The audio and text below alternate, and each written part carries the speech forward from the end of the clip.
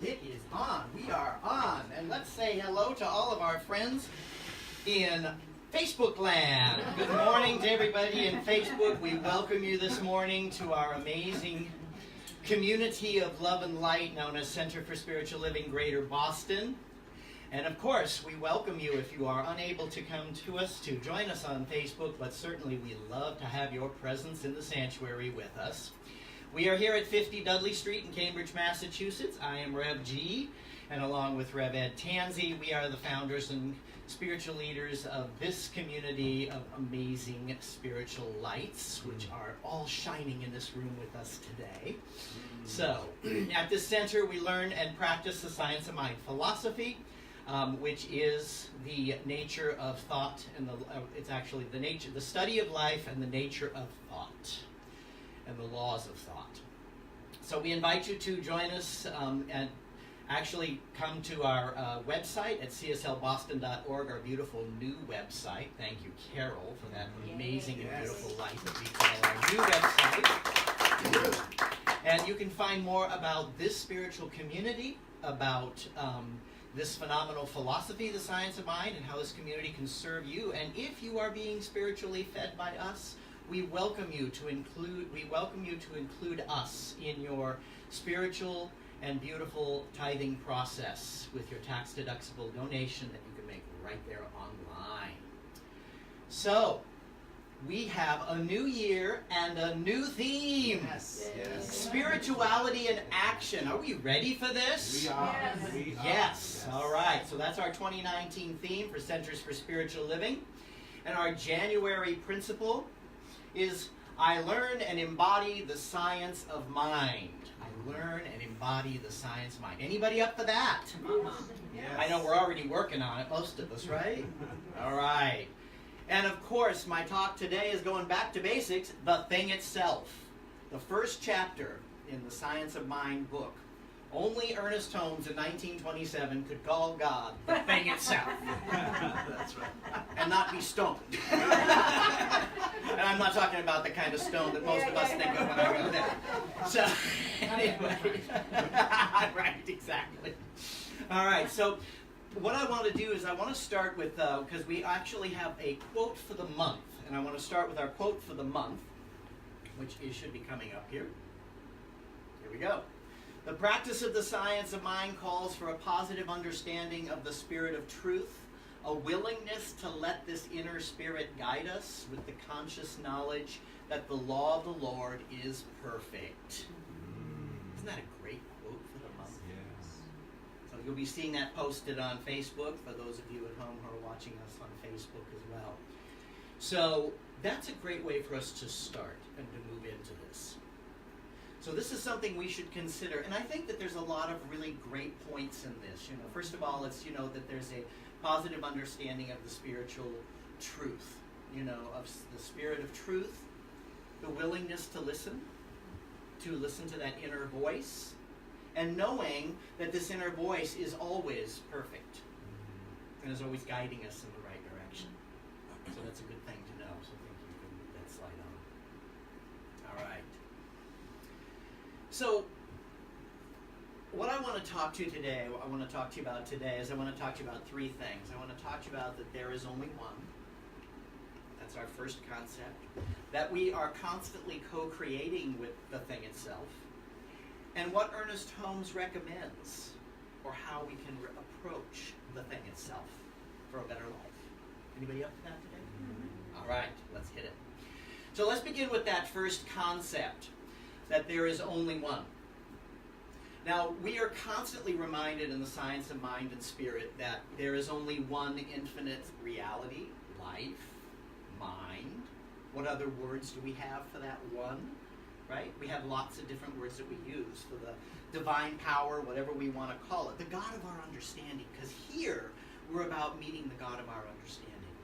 And each of us has a different understanding of that God. And that's what this place is all about. That's what we're about, is finding that understanding of what that is. And knowing that we're one with it. That's the big point.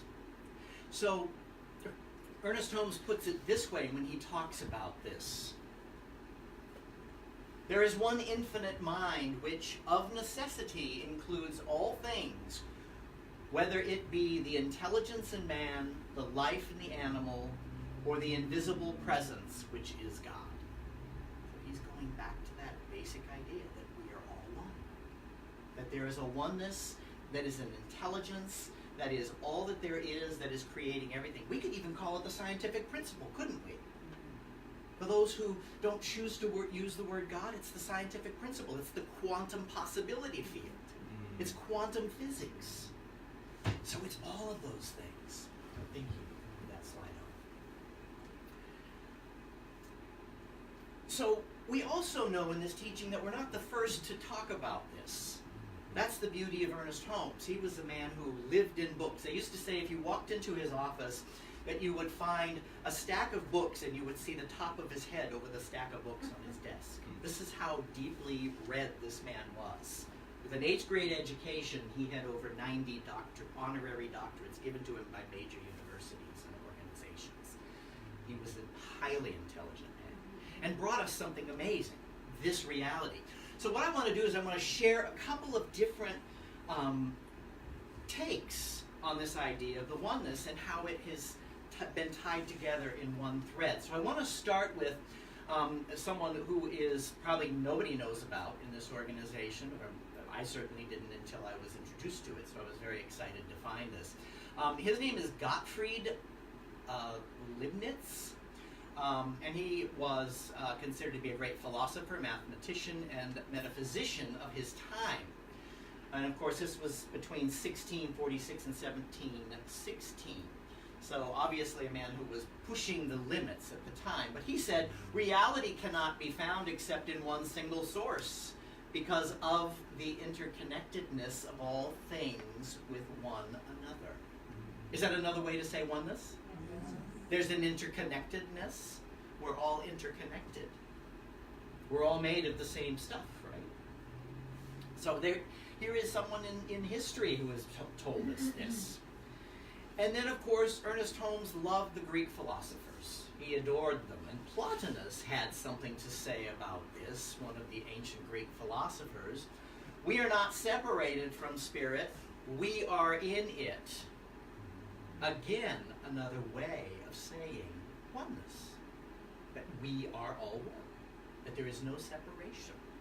We're even one with the chair you're sitting in right now. Think about that. You're one with the chair that you're sitting in, because it's made of the same energy, is it not? Yes. It's only vibrating at a different level in order to hold your body. Isn't that awesome? Thank you, Rick. All right. And then the last one I want to talk about here is someone we may be familiar with, and this is Carl Sagan. And Carl Sagan says, the cosmos is within us. We are made of star stuff. We are a way for the universe to know itself. Wow. Star stuff. We're made of stardust. Liking that, right? Isn't that a great feeling? To realize that, you know, it's like we never end because we come into form and we release form. But we never end. That's the eternality of it. So, the thing I love about this is that you can just see the commonality, the common thread of the one, the thing itself, spirit, the universal intelligence, which we always talk about here, right? We're always talking about the one source, the one substance, the God of our understanding. And so, as we move on, we see that it was Ernest Holmes who synthesized all of these grand and glorious ideas that came up at different times throughout history and brought it into a place where we can say, now we know all this, how do we use it? Right? How do we use what we know about it? So that's what Ernest Holmes did. He synthesized the science of mind so that we could do that. So it doesn't just stop with knowing oneness, right? We need to move to the next step. So that's my next point, is that I want to talk about this idea, you know, that we are constantly co-creating with the thing itself. Constantly. Now I want to share Thomas Troward here because I think this is a great quote to help us understand like the creative process, which is what we're talking about when we're co-creating. So to use the creative process, we must affirm the creative power, right? We have to affirm that there is a creative power, okay? That is to say, we must go back to the beginning of the series and start with pure spirit. Only remembering that this starting point is now to be found in ourselves. For this is what distinguishes the individual creative process from the cosmic one. So we're not doing anything different than what the divine is doing. We're just doing it individualized. Does that make sense? So we are that co-creative energy. So we are co-creating our lives so that the divine can understand and know itself, right? Like we just talked about, what Carl Sagan said. So it's all about those kinds of things. Thank you, Ribbon. You can move that slide on. So do you think we're talking about, I think to go back to that, I want to talk about, you can go back to that slide for me real quick. I want to talk about one quick thing. All the pieces coming in. So I love this thought right here. The beginning of the series and start with pure spirit. So if there's something going on in your life and the experience is not what you want or desire, you can go back to the beginning of the series and start with pure spirit. Can you not?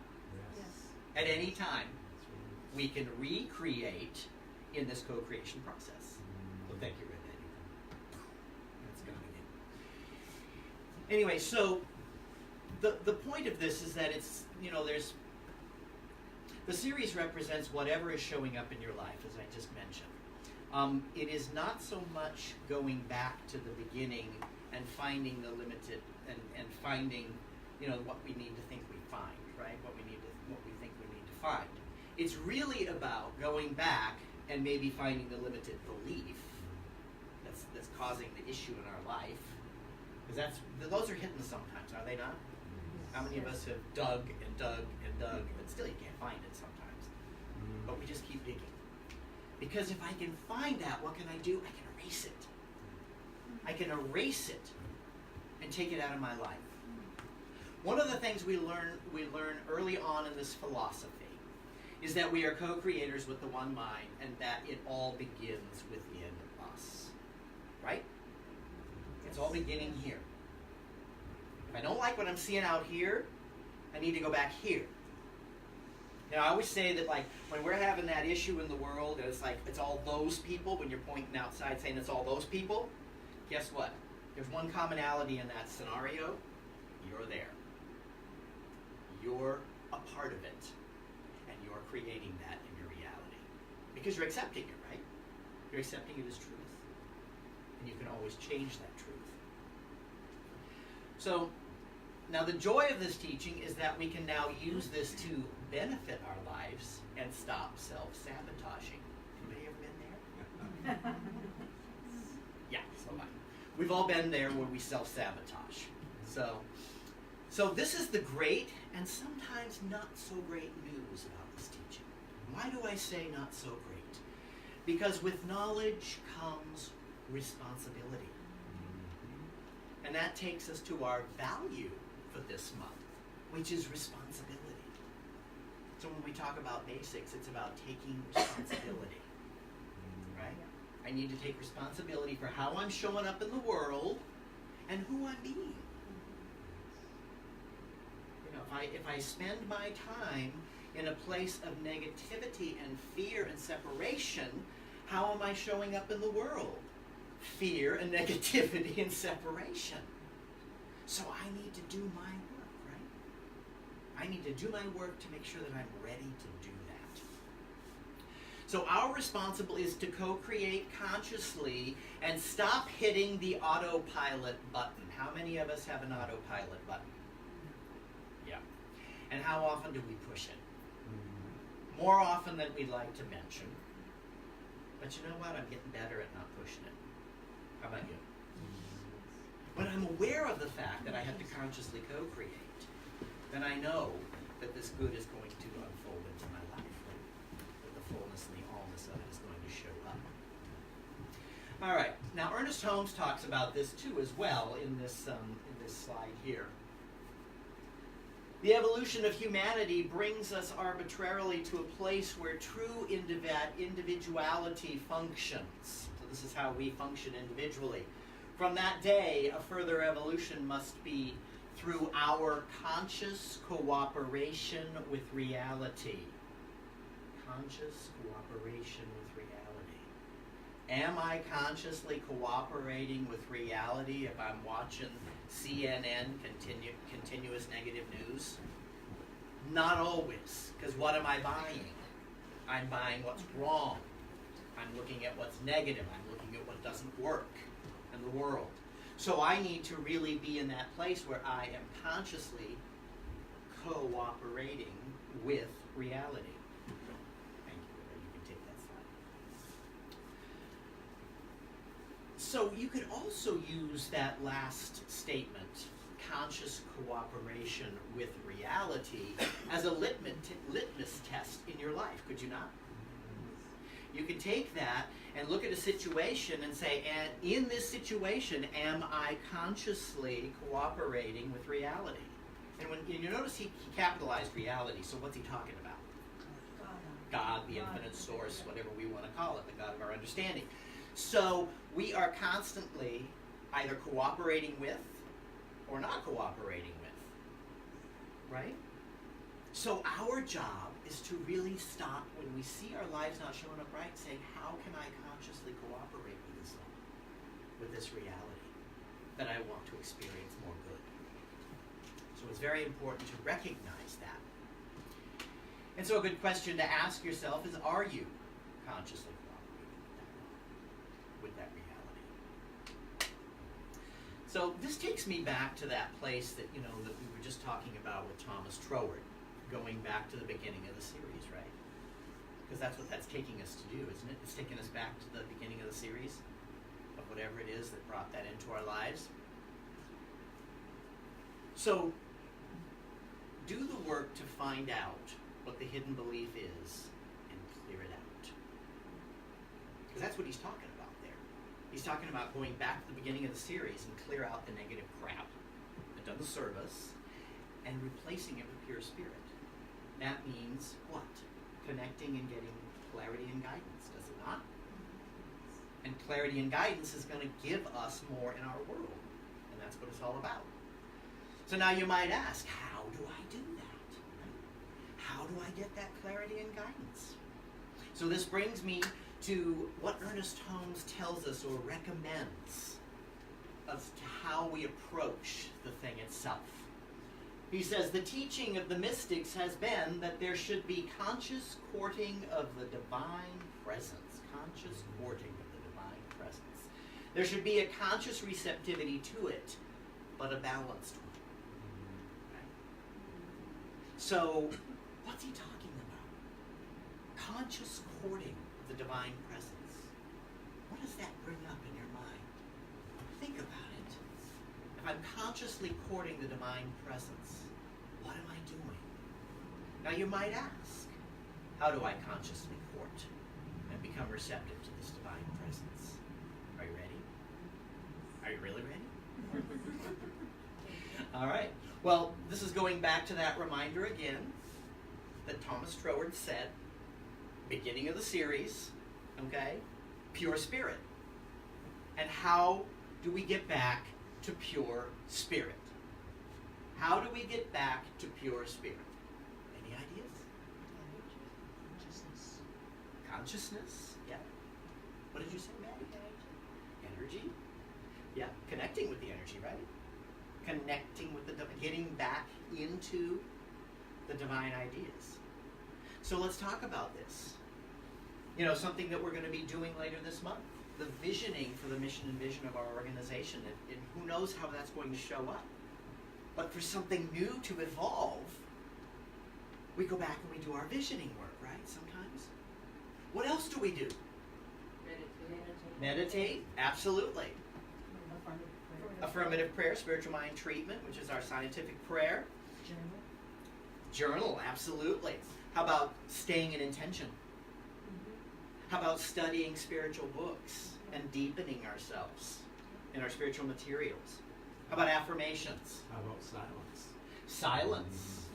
Part of that's the meditation, but the silence too as well, you know, because what happens in our world? We get so busy doing things that we stop being. Contemplation, absolutely. So that's how we get back to pure spirit. That's it. Basically our spiritual practices. And that's why, you know, I love that January is always like getting back to basics at Science Mind, because it's getting back to the basics that sometimes when we get deep into study and try to grow and expand and all this, that we sometimes forget the basics.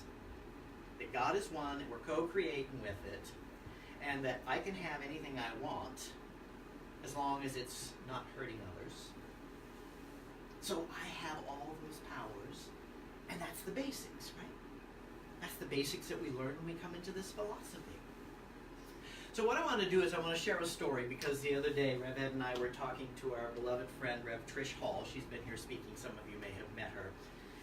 She was my mentor, and of course she's been our mentor for a long time in our lives in this teaching. But she was talking about a story with her granddaughter.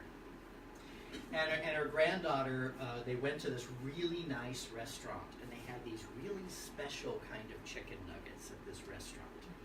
And she was watching her granddaughter, and her granddaughter was really loving these little pieces. She was nibbling away at them and just really enjoying that. And so she just had to ask, she said, honey, you really like those little chicken nuggets? And her granddaughter said, yes, thank you. More, please.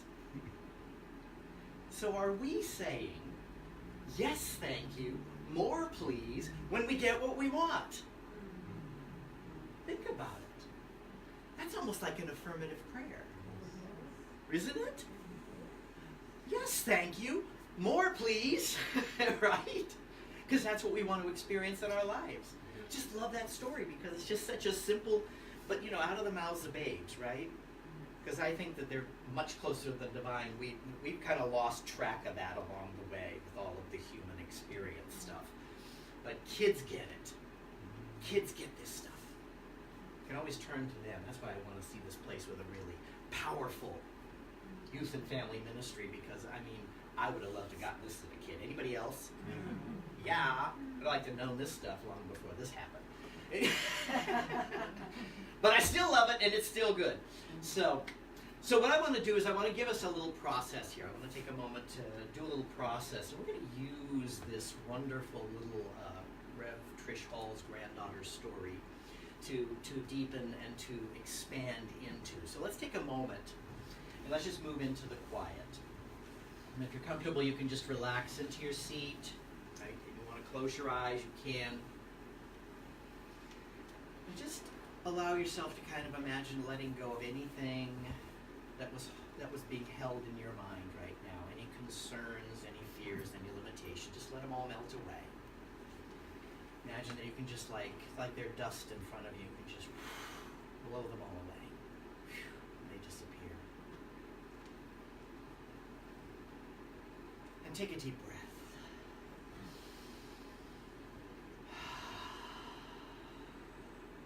Just relax, breathe naturally. Allow yourself now to think about something you would absolutely love to experience or have in your life. Or it could be something you want to continue to experience in your life. And just think about it.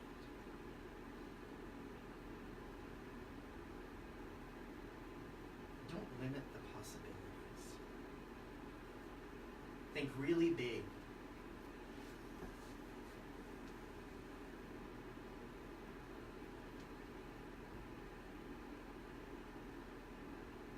And as this experience or thing or whatever it is that is desiring to be experienced comes into your mind, I want you to just imagine that you can feel it happening right now.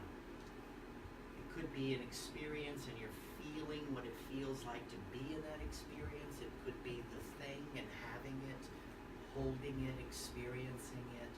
whatever it is, just really experience that in your feelings right now. What does it feel like?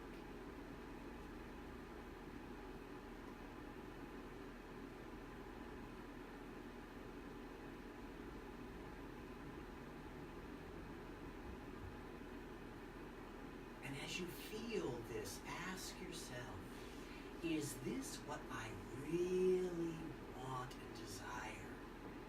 Is this what I really want and desire?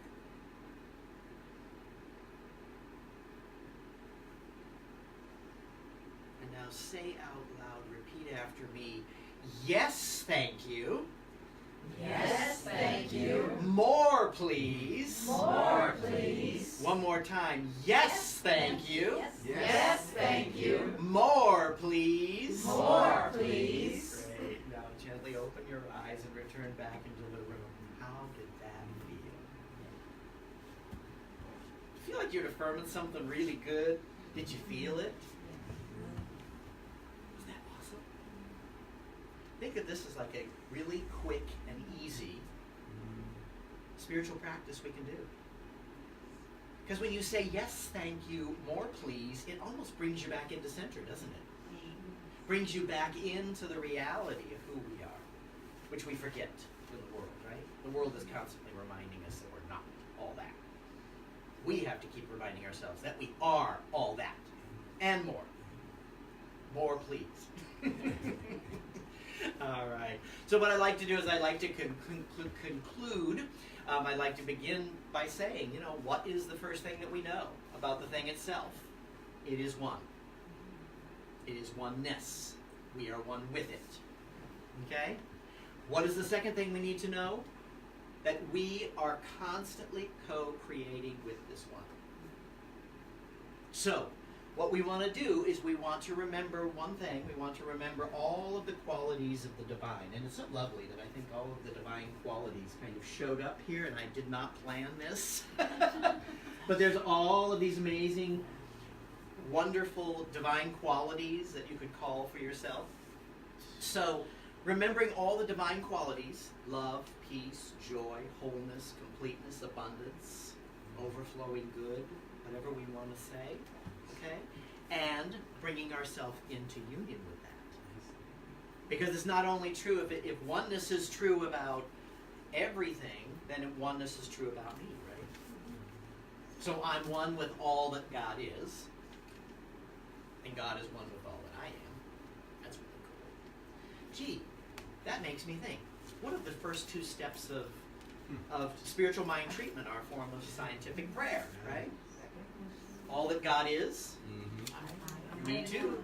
I am too. Exactly. I am too. That gets you into center, doesn't it? So that's another trick we can use. So that's another thing to use. So we're moving forward into our days. And we need to stop hitting the autopilot button. Anyone want to promise we're not going to hit the autopilot? I promise this week I will not hit the autopilot. Done it too many times in my life and it didn't work. And then I'm going to find those things that I may not like I'm experiencing in my life, and I'm going to change it. Right? So those are the things we've learned here today. And then, lastly, let us consciously court the divine presence. And how do we do that? Spiritual practice. Exactly. So we do our spiritual practices in order to open up the possibilities in our life. And then we just simply say, yes, thank you. More, please. Namaste. Namaste.